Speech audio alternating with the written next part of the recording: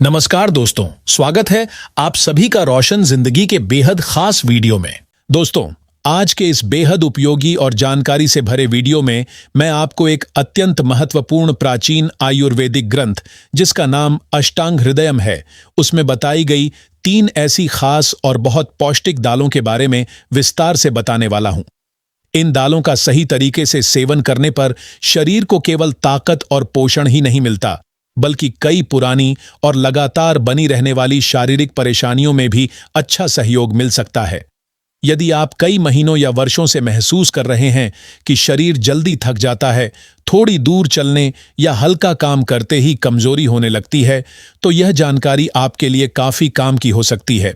अगर आपकी हड्डियां कमजोर हो गई हैं और जोड़ों में अक्सर हल्का या कभी तेज दर्द बना रहता है, तो शरीर के पोषण पर ध्यान देना बहुत जरूरी हो जाता है। कैल्शियम की कमी के कारण शरीर के अलग अलग हिस्सों में बार बार दर्द, अकड़न या भारीपन महसूस हो सकता है। जिन लोगों के शरीर में खून की कमी रहती है, उनका चेहरा फीका दिखने लगता है और शरीर में ऊर्जा भी बहुत कम महसूस होती है। बिना ज्यादा मेहनत किए भी लगातार थकान बनी रहना, मन में उत्साह कम होना और किसी काम में मन न लगना भी शरीर की कमजोरी का संकेत हो सकता है। अगर इसके साथ घुटनों, कमर, पीठ या दूसरे जोड़ों में दर्द की परेशानी लगातार बनी रहती है, तो इस वीडियो को आखिर तक जरूर देखिए। यहां आपको ऐसा उपाय जानने को मिलेगा जिसे पुराने समय से हमारे बुजुर्ग और आयुर्वेद के जानकार उपयोगी मानते आए हैं और जिसके परिणामों को प्रभावशाली बताया जाता है। दोस्तों, इस वीडियो को जरूर लाइक करें, क्योंकि आपका एक छोटा सा लाइक हमें सीधे तौर पर कोई आर्थिक लाभ नहीं देता, लेकिन आपका यह सहयोग हमारा हौसला कई गुना बढ़ा देता है और हमें आपके लिए ऐसी ही उपयोगी, आसान और स्वास्थ्य से जुड़ी जानकारियां लाने की प्रेरणा मिलती है। अगर आपको हमारी वीडियो पसंद आती है तो चैनल को जरूर सब्सक्राइब कर लें। साथ ही दिखाई देने वाले घंटी के निशान को दबाकर ऑल विकल्प पर क्लिक करना बिल्कुल न भूलें। ऐसा करने से जब भी हम आपके लिए कोई नई और जरूरी जानकारी लेकर आएंगे, उसका नोटिफिकेशन आपको तुरंत मिल जाएगा। इससे आप किसी भी महत्वपूर्ण जानकारी को मिस नहीं करेंगे और समय रहते उसका फायदा ले पाएंगे।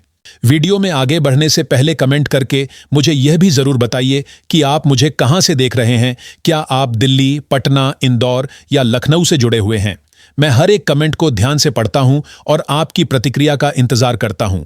तो चलिए अब उन खास और असरदार दालों के बारे में जानते हैं और सबसे पहले समझते हैं कि पहली दाल कौन सी है, इसे किस समय लेना चाहिए, इसकी सही मात्रा कितनी होनी चाहिए और इसे खाने या पीने का उचित तरीका क्या है। यह जानना भी बहुत जरूरी है, क्योंकि किसी भी चीज का गलत तरीके से, गलत समय पर या जरूरत से ज्यादा सेवन करने से लाभ की जगह परेशानी भी हो सकती है।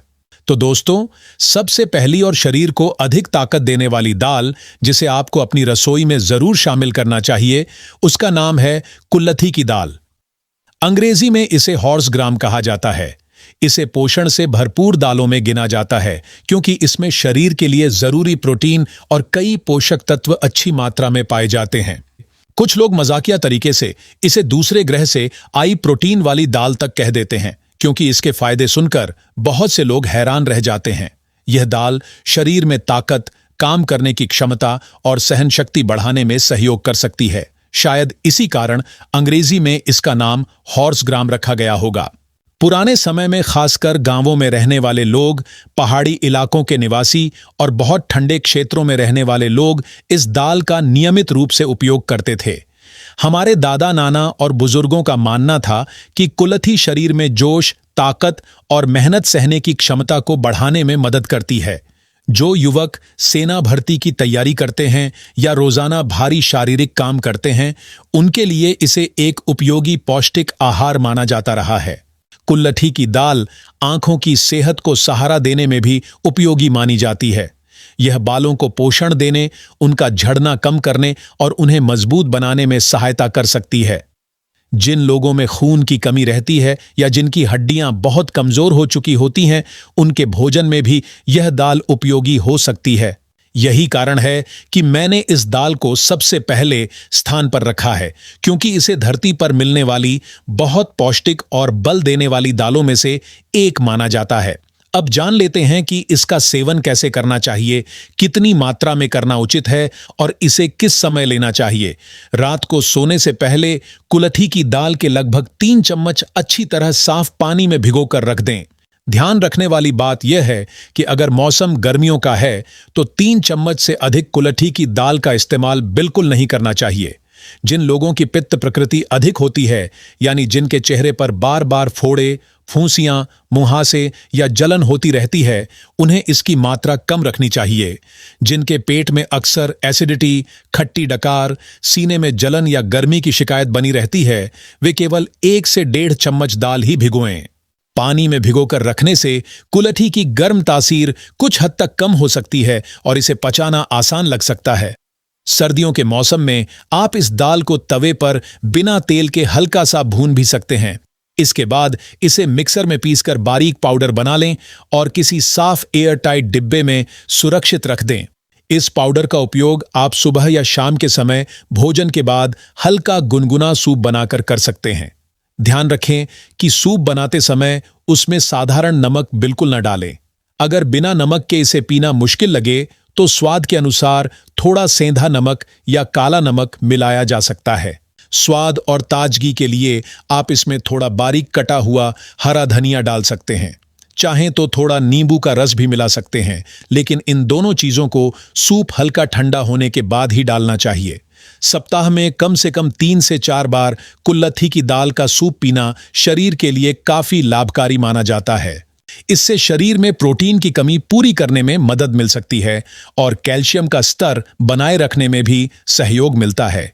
हड्डियों को मजबूती मिलती है तथा जोड़ों के दर्द और अकड़न में राहत महसूस हो सकती है।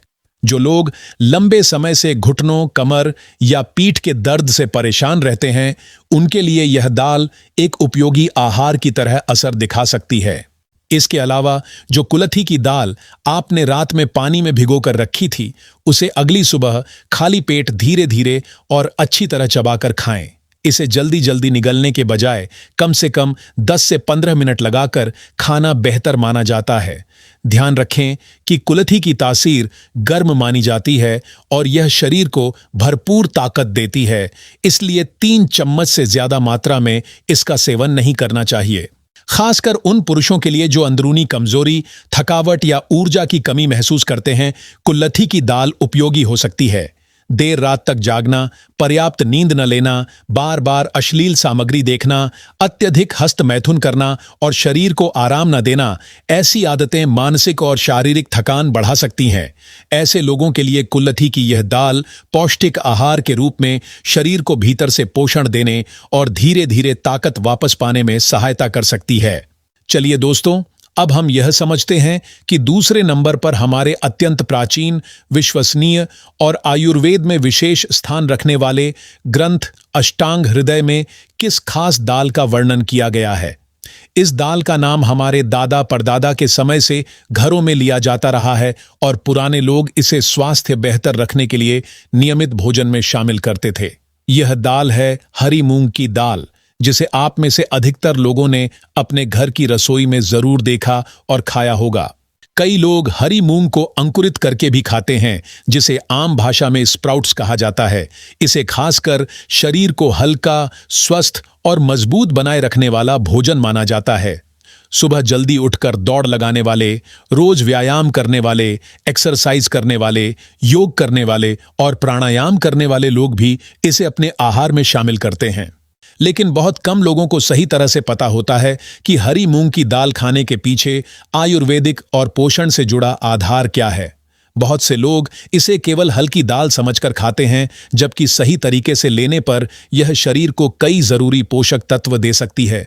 इसलिए इसके सेवन का तरीका, सही मात्रा और इसके लाभों को समझना बहुत जरूरी है। दोस्तों, जब शरीर के अंदर प्रोटीन की मात्रा कम होने लगती है तो शरीर धीरे धीरे कमजोर पड़ने लगता है। मांसपेशियों की ताकत कम हो सकती है, शरीर जल्दी थकने लगता है और मेहनत करने की क्षमता भी प्रभावित हो सकती है। ऐसी स्थिति में हरी मूंग की दाल एक उपयोगी, प्राकृतिक और आसानी से मिलने वाला विकल्प मानी जाती है। अगर आप मूंग की दाल को सामान्य तरीके से उबालकर या कुकर में पकाकर खाते हैं तो भी शरीर को इससे पोषण मिलता है। लेकिन जब इस दाल को सही प्रकार से भिगोकर अंकुरित किया जाता है तो यह अपेक्षाकृत हल्की और पचने में आसान हो सकती है। अंकुरित मूंग में मौजूद पोषक तत्वों का उपयोग शरीर अधिक अच्छे तरीके से कर सकता है। इसके लिए हरी मूंग को पूरी रात साफ पानी में भिगोकर रख दें। अगली सुबह उसका पानी निकालकर मूंग को किसी साफ और हल्के गीले कपड़े में बांध दें। फिर कुछ घंटों के लिए ऐसी जगह रखें जहां बहुत अधिक गर्मी या गंदगी ना हो। जब इसमें छोटे छोटे अंकुर निकल आते हैं तब यह स्प्राउट्स बन जाती है और इसकी पौष्टिकता बढ़ जाती है। इस प्रक्रिया से केवल प्रोटीन की उपयोगिता ही बेहतर नहीं होती, बल्कि इसे चबाना और पचाना भी कई लोगों के लिए आसान हो सकता है। अंकुरित मूंग में फाइबर, विटामिन्स और दूसरे सूक्ष्म पोषक तत्व भी अच्छे स्तर पर मिलते हैं। यही वजह है कि स्वास्थ्य के लिए अंकुरित हरी मूंग को विशेष रूप से लाभकारी माना जाता है। अब प्रोटीन के विषय को भी सरल तरीके से समझ लेते हैं। प्रोटीन मुख्य रूप से दो प्रकार के स्रोतों से मिलती है। पहला पशु स्रोत और दूसरा वनस्पति स्रोत। पशु स्रोतों में अंडा, मांस, मछली और चिकन जैसी चीजें आती हैं, जबकि वनस्पति स्रोतों में दालें, राजमा, छोले, बीन्स और सोया जैसी चीजें शामिल होती हैं। कई लोग मानते हैं कि जितनी ज्यादा मात्रा में प्रोटीन खाई जाए शरीर उतना ही मजबूत हो जाएगा, लेकिन जरूरत से अधिक किसी भी भोजन का सेवन हर व्यक्ति के लिए सही नहीं होता, क्योंकि शरीर की जरूरत उम्र, वजन, काम और स्वास्थ्य की स्थिति के अनुसार अलग अलग होती है। भारी मांसाहारी भोजन कुछ लोगों को पचाने में कठिन लग सकता है, इसलिए संतुलित मात्रा और सही भोजन का चुनाव जरूरी है। वहीं अंकुरित हरी मूंग की दाल हल्की, प्राकृतिक और आसानी से पचने वाला प्रोटीन स्रोत मानी जाती है। यह शरीर को प्रोटीन देने के साथ साथ पेट पर ज्यादा बोझ नहीं डालती, इसलिए कमजोरी महसूस करने वाले कई लोग इसे अपने भोजन में शामिल करते हैं। इसका नियमित और संतुलित सेवन शरीर की कोशिकाओं, मांसपेशियों और रोजाना की ऊर्जा जरूरतों को सहारा दे सकता है।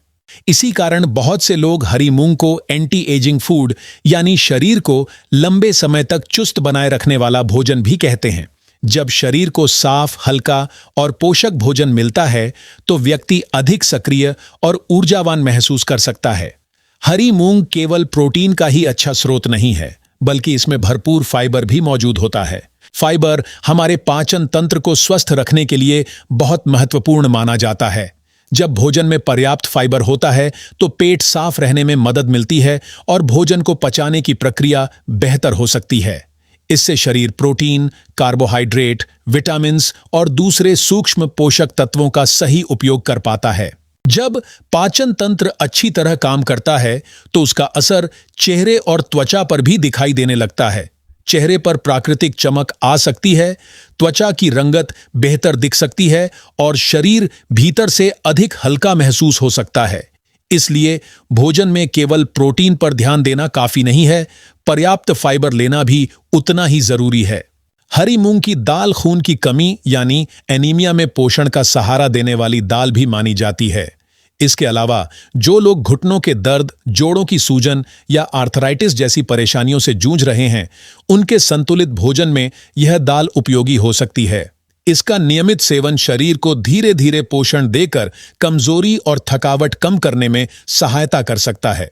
अगर आप इसके साथ रोज सुबह कपालभाति, अनुलोम विलोम और दूसरे हल्के प्राणायाम भी करते हैं तो शरीर की सक्रियता और लचक बेहतर बनी रह सकती है। जोड़ों से जुड़ी परेशानियों में केवल दाल पर निर्भर रहने के बजाय सही व्यायाम, पर्याप्त पानी और डॉक्टर की सलाह भी जरूरी होती है। लगभग 1 महीने तक नियमित, संतुलित और सही तरीके से सेवन करने पर बहुत से लोग अपने शरीर में सकारात्मक बदलाव महसूस कर सकते हैं। आप हरी मूंग की दाल को अंकुरित करके खा सकते हैं या इसे उबालकर हल्का सूप तैयार कर सकते हैं। इसके अलावा इसे बहुत कम तेल और हल्के मसालों के साथ सामान्य दाल की तरह पकाकर भी खाया जा सकता है। लेकिन एक महत्वपूर्ण बात हमेशा याद रखें कि हर दिन केवल एक ही प्रकार की दाल खाना उचित नहीं माना जाता। समय समय पर अलग अलग दालों का सेवन करते रहना चाहिए ताकि शरीर को भिन्न भिन्न पोषक तत्व मिलते रहें। जैसे हमने पहले कुल्थी की दाल के बारे में जाना, उसी प्रकार हरी मूंग की दाल भी अपने आप में पौष्टिक और लाभकारी मानी जाती है। इसलिए इसे भी अपनी नियमित डाइट में उचित मात्रा में जरूर शामिल करना चाहिए। अब चलिए दोस्तों जानते हैं कि तीसरे स्थान पर आयुर्वेदिक ग्रंथ अष्टांग हृदय में किस विशेष दाल का उल्लेख मिलता है। यह दाल है काले चने की दाल, जिसे शरीर की शक्ति बढ़ाने वाला पौष्टिक आहार माना जाता है। यह खासकर उन लोगों के लिए उपयोगी हो सकती है जो सेना, पुलिस या दूसरी कठिन शारीरिक सेवाओं की तैयारी कर रहे हैं। जो लोग अपनी स्टेमिना, सहन शक्ति, फुर्ती और कार्य क्षमता बढ़ाना चाहते हैं, वे भी काले चने को अपने भोजन का हिस्सा बनाते हैं। अंग्रेजी भाषा में इसे चिकपी कहा जाता है। यह प्रोटीन, फाइबर और कई जरूरी पोषक तत्वों से भरपूर भोजन है जो शरीर को मजबूती देने में सहयोग कर सकता है। जिन लोगों के शरीर में अधिक गर्मी रहती है, वे काले चनों को रात भर साफ पानी में भिगो कर रख सकते हैं। अगली सुबह इन्हें अच्छी तरह चबाकर खाना चाहिए ताकि पेट पर अचानक ज्यादा बोझ न पड़े। शुरुआत में केवल आधी मुट्ठी से आरंभ करना बेहतर माना जाता है, फिर शरीर की सहन शक्ति के अनुसार धीरे धीरे मात्रा बढ़ाई जा सकती है।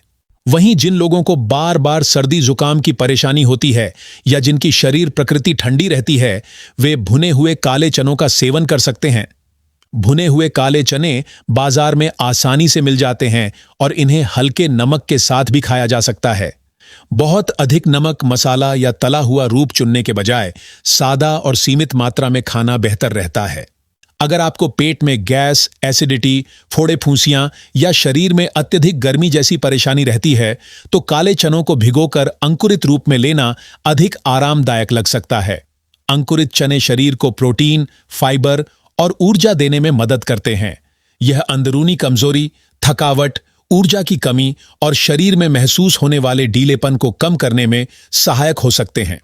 लेकिन यह बात जरूर ध्यान रखें कि काले चनों का सेवन करने से पहले सुबह कुछ शारीरिक गतिविधि करना अच्छा रहता है, जैसे थोड़ी देर तेज चाल से टहलना, योग करना, स्ट्रेचिंग करना या हल्की दौड़ लगाना। इससे भूख बेहतर लगती है और शरीर भोजन को अच्छी तरह पचाने तथा उपयोग करने के लिए तैयार रहता है। अगर आपको जल्दी सांस फूलने की शिकायत रहती है, तो शुरुआत में बहुत तेज दौड़ने की कोशिश बिल्कुल न करें। पहले धीरे धीरे कुछ दूरी तक चलें, फिर सहन शक्ति के अनुसार हल्की दौड़ या व्यायाम शुरू करें और उसके बाद काले चनों का सेवन करें। इस तरह संतुलित तरीके से लिया गया काला चना शरीर में ताकत, सहन शक्ति, चुस्ती और फुर्ती बढ़ाने में अच्छा सहयोग दे सकता है। काले चने शरीर को कैल्शियम, आयरन और दूसरे जरूरी पोषक तत्व देने में मदद कर सकते हैं। ये खून की कमी वाले लोगों के भोजन में भी उपयोगी हो सकते हैं।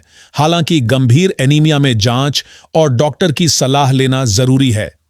आर्थराइटिस या जोड़ों की परेशानी में भी इसे पोषण देने वाले आहार के रूप में शामिल किया जा सकता है।